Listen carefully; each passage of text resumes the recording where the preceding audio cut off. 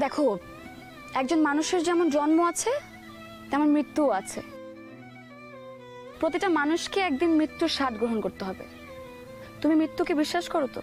কেন করব না? যাই হোক, আমরা তো মুসলমান, তাই না? আলহামদুলিল্লাহ, শুনে খুব খুশি হলাম।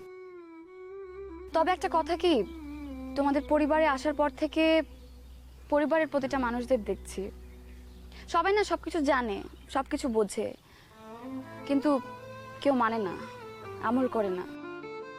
আসলে জানার চেয়ে মানাটা খুব জরুরি।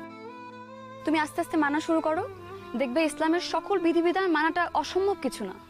কোরআনে সূরা বনী ইসরাইলের ৩২ নম্বর আয়াতে স্পষ্টভাবে বলা হয়েছে, তোমরা জিনা তথা ব্যভিচারের কাছেও যেও না, এটা অশ্লীল কাজ এবং মন্দ পথ।